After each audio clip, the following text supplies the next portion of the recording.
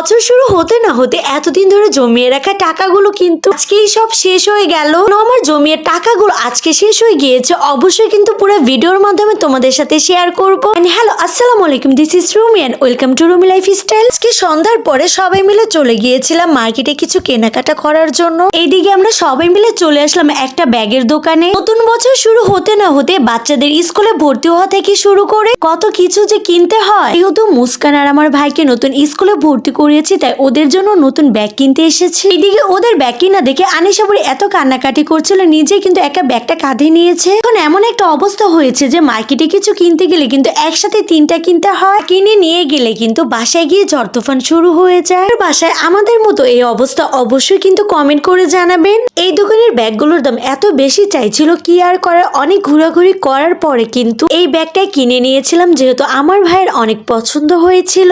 কিন্তু এই কিউট ব্যাগগুলো দেখে এত ভালো লেগেছিল, দোকানদারের দাম শুনে কিন্তু পরে আর কেনাই হয়নি। যাই হোক, এইদিকে আমার মেয়ে কিন্তু নতুন একটা ব্যাগ কিনে খুশির ঠেলায় কিন্তু চমলক্ষ ড্যান্স দিয়ে দিল। আমার গলা ভাঙার কারণে কিন্তু আমার ভয়েস ওভারটা একটু অন্যরকম শোনা যাবে, প্লিজ সবাই একটু স্কিপ করবে। 6-7 দিন ধরে কিন্তু আমার গলাটা একদমই ভেঙে গিয়েছে। ভয়েস ওভার না দেওয়ার কারণে কিন্তু আমার পেজে ঠিকমতো ভিডিও আপলোড দিতে পারছি না। আর এইদিকে কিন্তু আমার পেজের অবস্থা পুরাই খারাপ হয়ে গিয়েছে। এর থেকে গলা ব্যথাটা অনেকটা কমে গিয়েছে, কিন্তু ভয়েস ওভারটা একটু ভেঙে ভেঙে আসছে। প্লিজ সবাই আমার পুরো ভিডিওটা দেখবেন আর আমার জন্য অনেক দোয়া করবেন, আমি যেন তাড়াতাড়ি সুস্থ হয়ে যেতে পারি। আজকে যারা আমার পুরো ব্লগ ভিডিওটা দেখবেন অবশ্যই কিন্তু আমার ইউটিউব চ্যানেলটা সাবস্ক্রাইব করে আসবেন। ইদানিং আমার মেয়ে জুতা কিনে বাসায় নিয়ে যাওয়ার পরে কিন্তু অনেক ঝামেলা করে। একবার বলে জুতা টাইট হয়ে গিয়েছে, আরেকবার বলে জুতা বড় হয়ে গেছে। এই মেয়ের জুতা কেনার পরে কিন্তু আমার অনেক বিপদে পড়তে হয়। কেনাকাটা সবকিছু শেষ করে এই দোকানটায় চলে আসলাম রান্নাঘরের জন্য কিছু জিনিসপত্র কেনার জন্য। আমার কাছে মনে হয় সারাদিন মার্কেটে ঘোরাঘুরি করলেও কিন্তু